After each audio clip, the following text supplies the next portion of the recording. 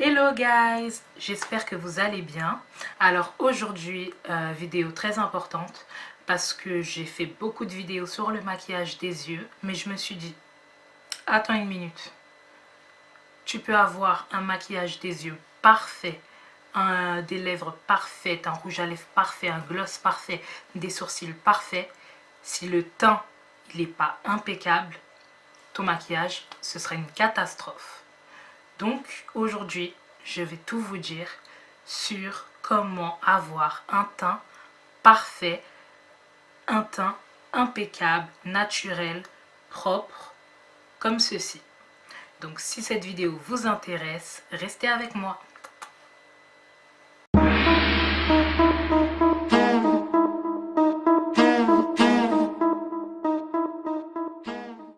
Alors la première chose à faire quand on veut un teint parfait, c'est bien évidemment hydrater votre peau. Que vous ayez une peau grasse, une peau mixte à grasse ou une peau sèche, toujours hydrater votre peau avec une crème. Donc après la crème, vous l'utilisez par rapport à votre type de peau. Si vous avez une peau sèche, vous allez utiliser une crème pour les peaux sèches. Si vous avez une peau mixte à grasse, vous allez utiliser une crème pour les peaux mixtes à grasse, etc. etc. Donc moi j'ai déjà appliqué ma crème hydratante. Et surtout, même si vous avez une peau mixte à grasse ou une peau grasse, il vous faut quand même une crème hydratante. C'est vraiment obligatoire. Donc ensuite, après avoir mis votre crème hydratante, il vous faut une base.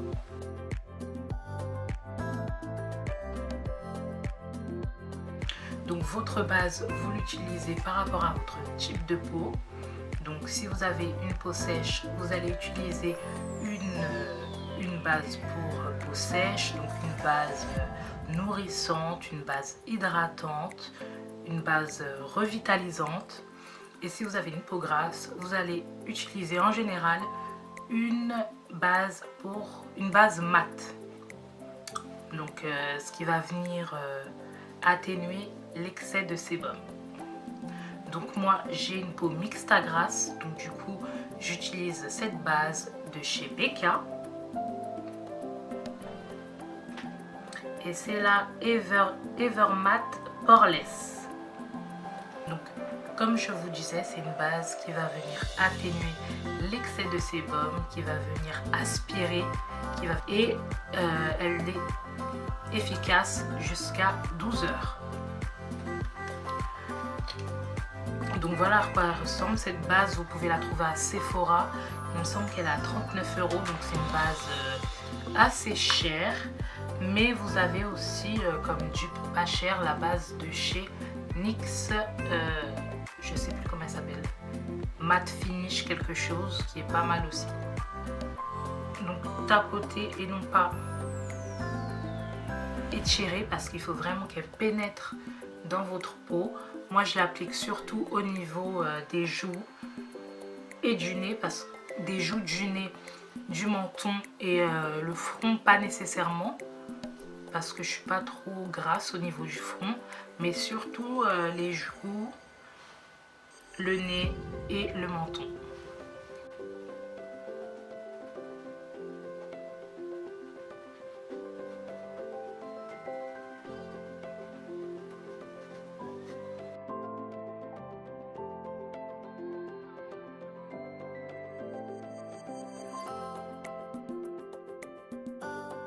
Petite astuce également, j'aime bien appliquer les bases mates sur mes sourcils quand je viens, sur mes sourcils avant de les faire, et ça permet de garder les poils en place.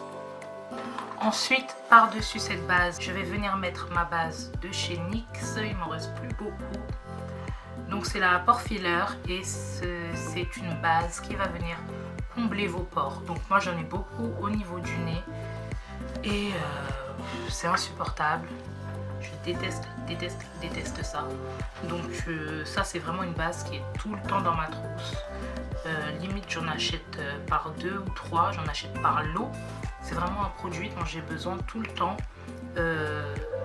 que ce soit quand je suis maquillée ou quand je suis pas maquillée, j'en ai vraiment tout le temps besoin.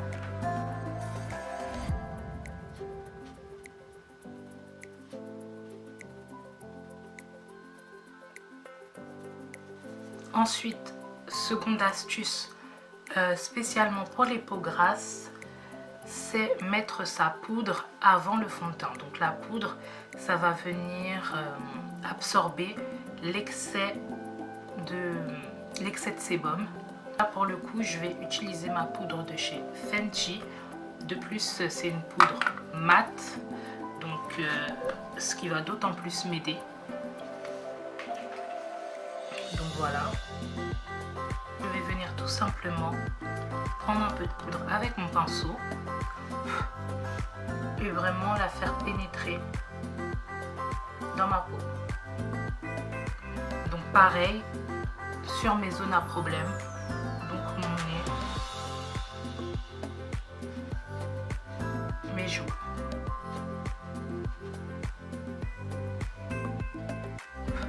Et mon menton.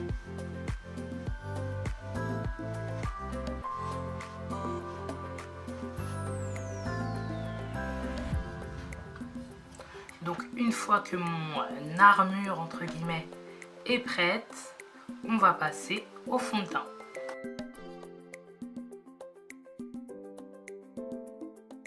Donc pareil, le fond de teint, vous êtes censé le choisir en fonction de votre type de peau. Donc si vous avez une peau grasse, un fond de teint mat, une peau sèche, un fond de teint hydratant. Moi pour le coup, aujourd'hui je vais utiliser un fond de teint hydratant et c'est le Born This Way de Too Faced. J'ai bien préparé ma peau et là normalement je devrais pas briller avant 6 ou 7 heures. Je peux me permettre de mettre ce fond de teint. Par contre, si j'ai une longue journée de prévu, je fais la même base mais avec un fond de teint mat. Là pour le coup c'est une petite journée, il est déjà 18 heures, donc je peux me permettre de porter le Born This Way parce que je sais que je ne vais pas le porter non plus 8 heures. Moi ma teinte c'est la teinte Shea, donc C-H-A-I. Donc j'utilise mon pinceau de chez Real Techniques. Donc la couvrance d'un fond de teint, bien sûr, ça dépend du fond de teint, mais ça dépend aussi surtout de l'applicateur. Donc si vous utilisez un pinceau, vous aurez une bonne couvrance. Mais si vous utilisez une Beauty Blender, vous allez avoir une couvrance légère et assez naturelle. Moi, comme j'aime bien avoir un teint assez couvrant, j'utilise mon pinceau.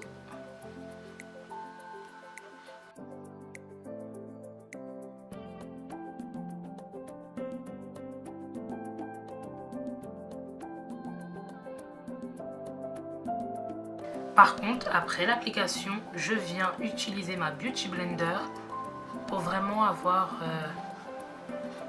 cet effet naturel que seule la Beauty Blender peut te donner et pour enlever toutes les traces de pinceau. Un côté avec fond de teint et un côté sans fond de teint. Donc le Born This Way, c'est censé être un fond de teint assez hydratant et vous voyez que sur ma peau, il a l'air super mat. Et tout ça grâce aux bases que j'ai mis et à mes petites astuces pour une peau mate et pour aucune brillance.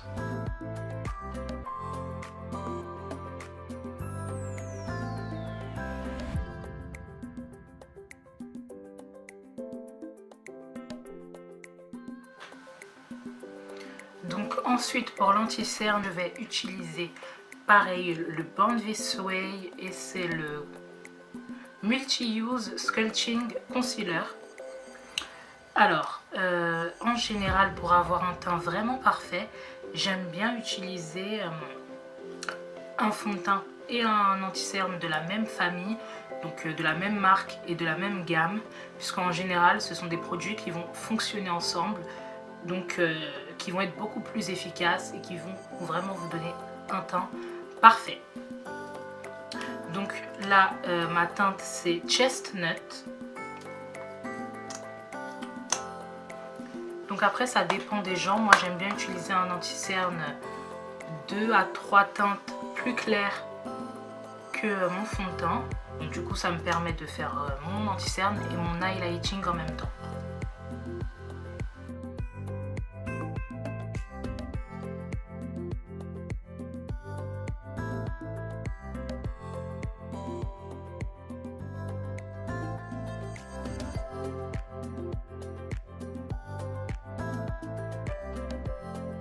Beauty Blender, et là par contre j'utilise pas un pinceau pour estomper mon anti-cerne, j'utilise ma Beauty Blender tout simplement parce que je sais pas, j'ai jamais trouvé un pinceau pour estomper mon anti-cerne.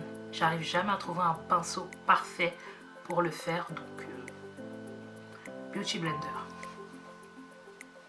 Une autre astuce, j'aime bien laisser mon anti-cerne poser avant de l'estomper.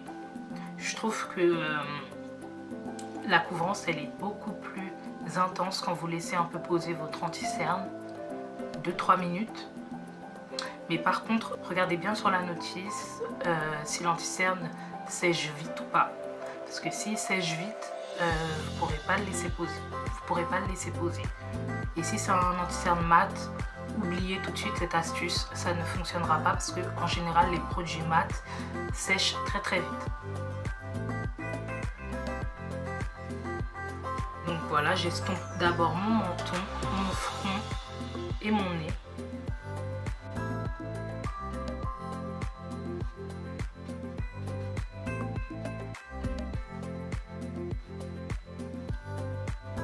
Et ensuite je viens estomper sur les cernes.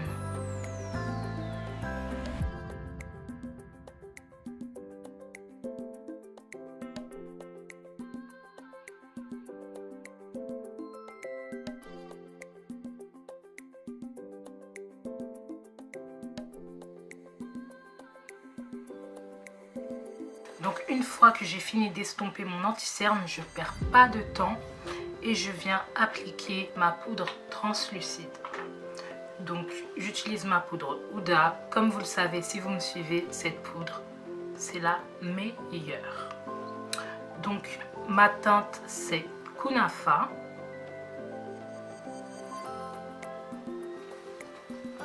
Pareil, je prends une Beauty Blender. J'aime beaucoup cette Beauty Blender parce qu'elle a un côté plat. Ce qui me permet vraiment de bien appliquer ma poudre. Je l'aime beaucoup pour mon anti-cerne et ma poudre translucide.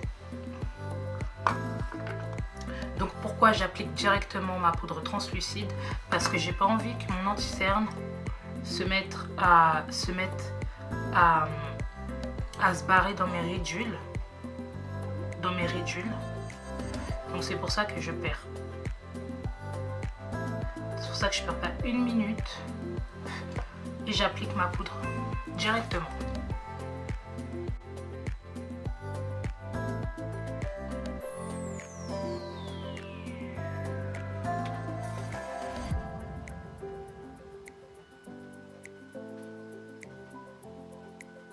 Quand vous appliquez votre poudre translucide, il faut vraiment qu'il y ait la même quantité de poudre partout. Par exemple là je vais pas laisser ça comme ça et je vais pas laisser ça comme ça et faire mon baking et ensuite l'enlever, parce que si je laisse ça comme ça, quand je vais enlever ma poudre ça va me faire une grosse tache ici. Donc vraiment il faut bien l'estomper, il faut qu'il y ait la même quantité de poudre partout, si c'est assez clair.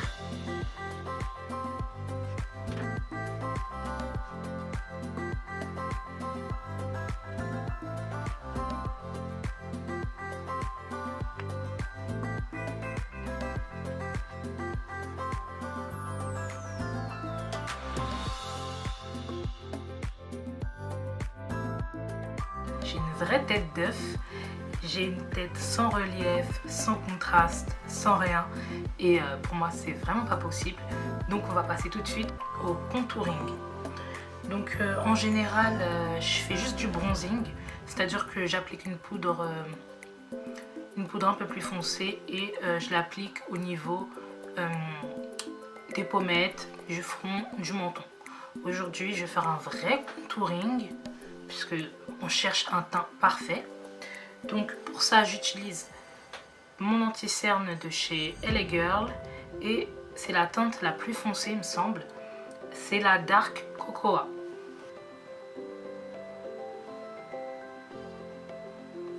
Je vais l'appliquer avec des mouvements circulaires parce que si je viens faire juste un trait comme ça va faire super débile et ça va pas faire naturel. Donc vraiment, je vais faire des mouvements circulaires pour donner un effet naturel.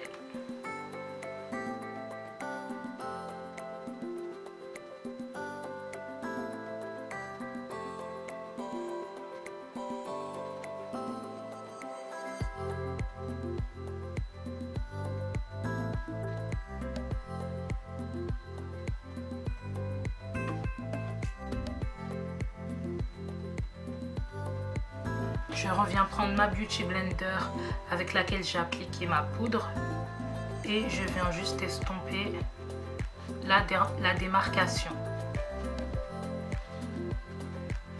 Donc ensuite, je vais venir creuser un peu plus mes pommettes et pour ça, pareil, toujours avec ma poudre Huda. Je vais venir prendre ma Beauty Blender, je prends un peu de poudre et je vais venir appliquer de la matière juste en dessous de mon contouring.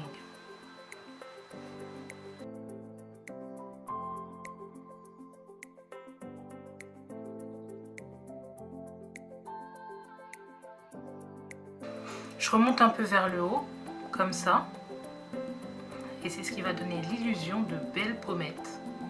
Vous voyez la différence avec ce côté et ce côté. Une fois que ça c'est fait, je vais venir utiliser ma poudre par Minerals et je vais l'appliquer par-dessus mon contouring. Tout simplement parce que je viens de mettre un produit liquide et à chaque fois que je mets un produit liquide, je viens le fixer avec une poudre.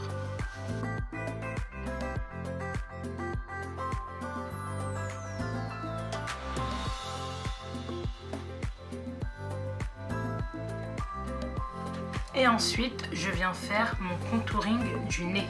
Donc comme vous l'avez vu, j'ai pas du tout touché à mon nez. C'est juste quand j'ai mis mon anti-cerne, j'ai essayé de garder une petite ligne. Donc si vous voyez une petite ligne, c'est tout simplement mon fond de teint qui est en dessous. Parce que j'ai pas du tout touché à mon nez quand j'ai fait mon contouring avec le LA Girl. Pourquoi? Tout simplement parce que je sais pas, je trouve que le nez c'est déjà une petite zone, donc j'aime pas trop le charger de produits, donc je préfère avoir le minimum de produits possible sur mon nez. Donc là je vais mettre un tout petit peu de poudre et c'est tout. Je vais tout simplement faire un léger petit contouring du nez. Donc je commence par le début de mes sourcils et je descends.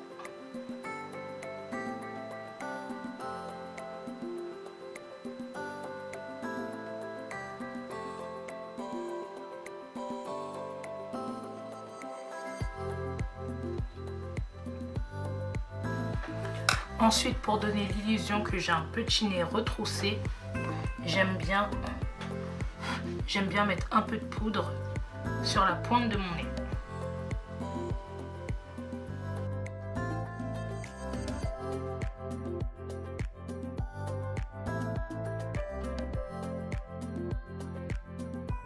Donc en général, je prends les fesses de ma Beauty Blender, entre guillemets, et je viens tapoter sur mes traits de contouring. Juste pour les estomper un petit peu. Parce que bon, j'ai pas non plus envie de ressembler à une drag queen.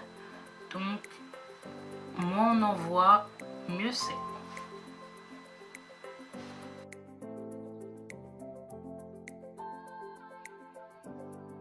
Donc maintenant que j'en ai fini avec toutes ces poudres, c'est l'heure de tout estomper.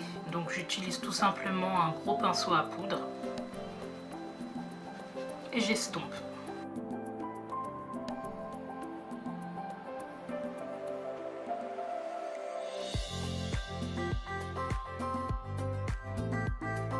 Comme vous avez vu, j'ai enlevé mon excès de poudre, mais pas totalement.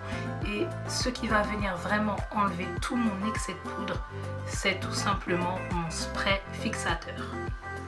Donc comme spray fixateur, j'utilise le spray de chez MAC. C'est le Fix Plus Gold Light.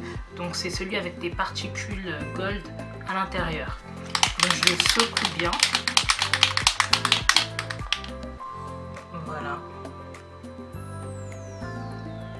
Je sais pas si vous pouvez voir. Oui, voilà. Et j'en mets, je vais pas mentir, beaucoup.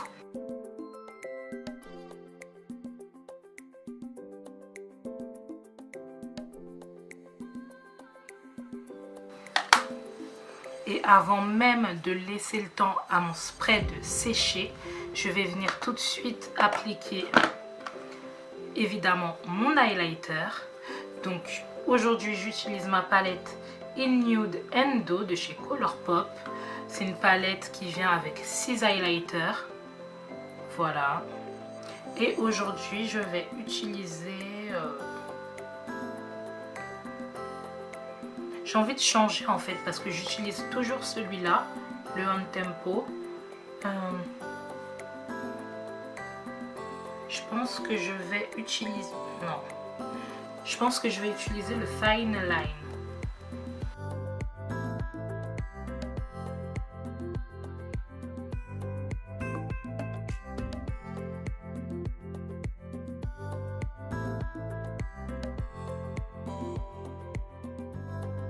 Et ensuite pour le nez, j'aime bien utiliser un pinceau plus fin, beaucoup plus fin même.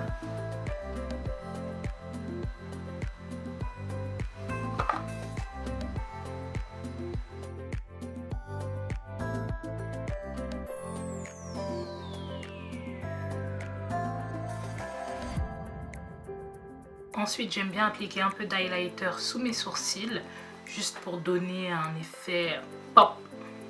Juste pour ajouter un peu de luminosité au look. Et je vais utiliser la couleur...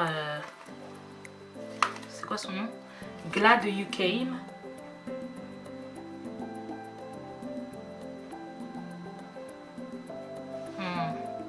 Donc je pensais que ça allait être un blanc argenté, mais au final c'est un blanc doré. Il y a des reflets dorés, donc du coup je vais prendre le On Tempo. Parce que le On Tempo, il a vraiment des reflets argentés. Et c'est ce que je recherche. Voilà, vous voyez la différence?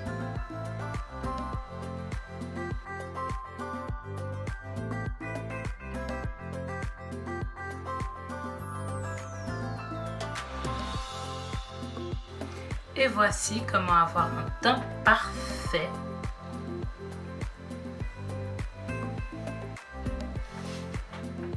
Je me rapproche un peu pour que vous puissiez bien voir. Donc un teint naturel et parfait.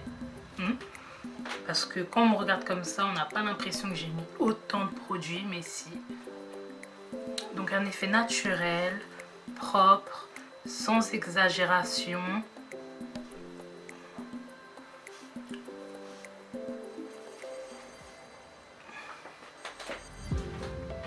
Et vraiment, si vous suivez toutes ces étapes, vous aurez vous aussi un teint parfait. Donc, tout simplement, pour avoir un teint parfait, il faut juste connaître son type de peau. J'ai oublié de rajouter, il faut aussi connaître sa teinte, sa vraie teinte, donc avec vos sous-tons. Parce que si vous mettez un fond de teint trop clair ou un fond de teint qui n'a pas les bons sous-tons, ça va vous faire un effet masque. Et ça va faire tout de suite fake. Donc à éviter. Donc comme je disais, connaître son type de peau, connaître ses sous-tons et avoir les bons applicateurs. Donc un pinceau, une beauty blender et franchement, vous aussi vous pouvez avoir un teint parfait. Il n'y a rien de compliqué, vraiment. Donc si cette vidéo vous a plu et vous a été utile, n'hésitez pas à liker la vidéo. Et surtout, n'hésitez pas à vous abonner. D'ailleurs, merci aux anciens abonnés, merci aux nouveaux abonnés. Et je vous fais d'énormes bisous et on se retrouve pour la prochaine vidéo.